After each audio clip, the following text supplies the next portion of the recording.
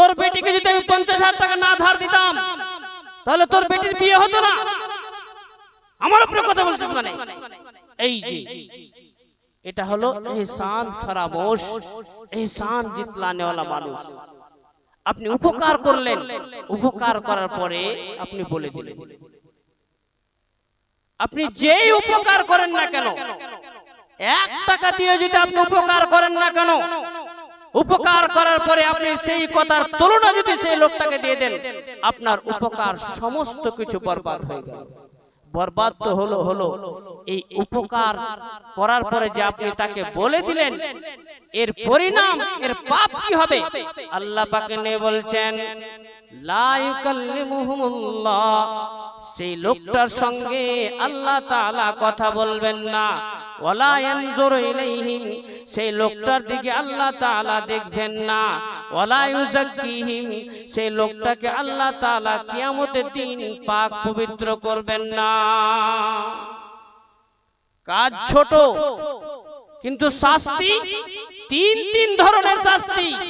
আল্লাহ তাআলা তার সঙ্গে কথাও বলবেন না, তাকে দেখবেন না এবং তাকে পাক পবিত্র করবেন না। যারা মানুষের উপকার করে আবার উপকার করে সেই সময় বলে দেয়। নাম্বার 3, যারা ব্যবসায়ী তাদের জন্য 3 নম্বর হচ্ছে যারা যে কোনো জিনিসের ব্যবসা করেন, বিজনেস করেন, বেচাকিনা করেন তাদের জন্য।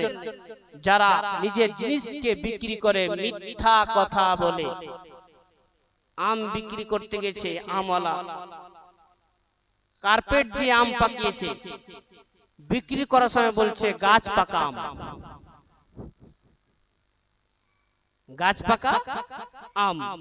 এমন তো অনেক বিজনেস নিয়েছে 5 টাকাতে বেশি দামে বিক্রি করার জন্য, বলছে আমি তো কিনেছি 10 টাকাতে, তো তোমাকে 5 টাকাতে কি করে দেব?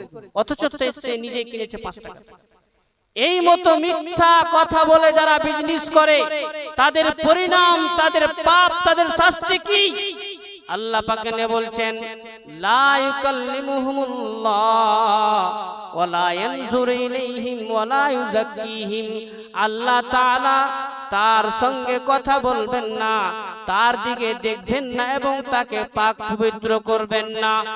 এই 3 ধরনের লোক আল্লাহ তাআলার কাছে এত পাপী, এত পাপী, এত জঘন্য যে আল্লাহ তাআলা তাদের সঙ্গে কথা বলবেন না, তাদেরকে দেখবেন না এবং তাদেরকে পাক